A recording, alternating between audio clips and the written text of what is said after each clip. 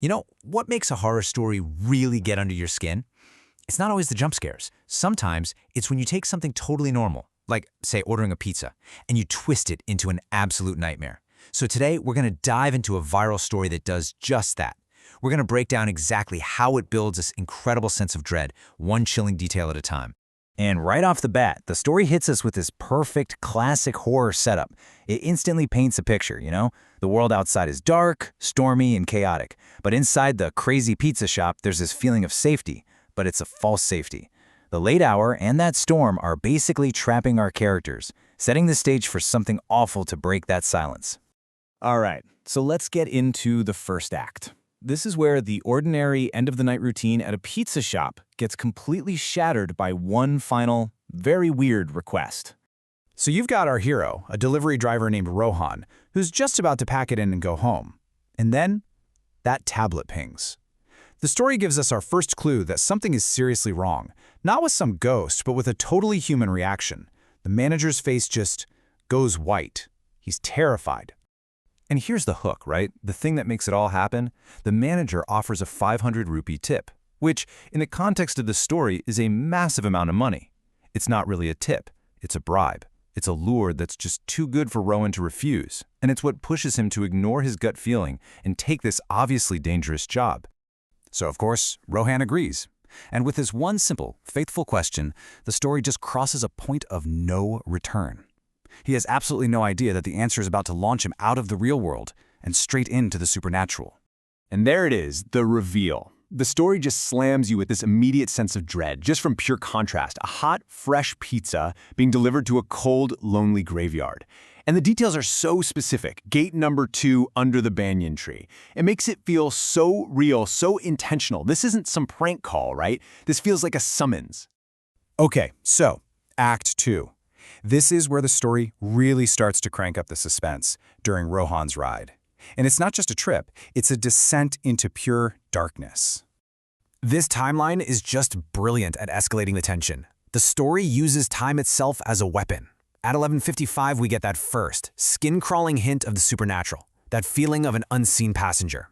And then, bam, he arrives right at the stroke of midnight, the witching hour. The timing is so deliberate, and it works perfectly.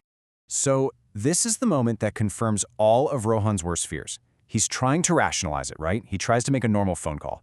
But the story pulls out that classic horror trope. You know, the call is coming from inside the house. Except here, the house is a graveyard. There's absolutely no turning back now. We've made it. This is the climax of the delivery. All that suspense that was built up on the journey pays off right here when Rohan finally comes face to face with his customer.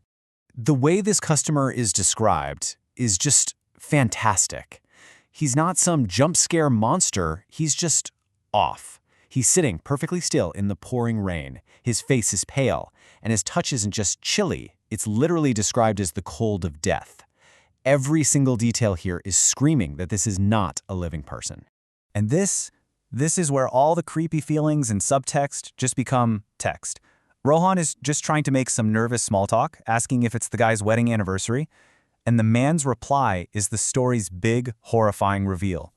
With that one line, all the ambiguity is just gone. He's a ghost, and this is his haunting. And this, wow, this is probably the most visceral, stomach-turning moment in the whole story.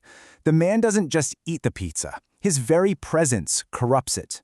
The fresh, hot slice just instantly decays in his hand. The cheese turns black. The bread gets moldy.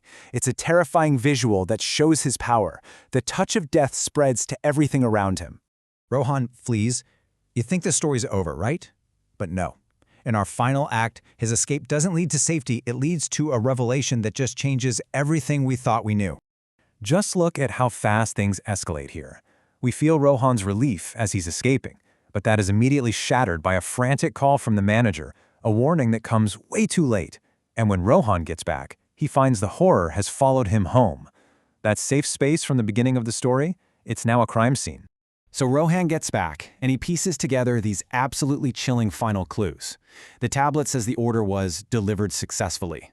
Then there's a new message from the customer, a terrifying promise to deliver the tip in person. And the manager's body, his eyes wide open in terror, proves that promise has already been kept.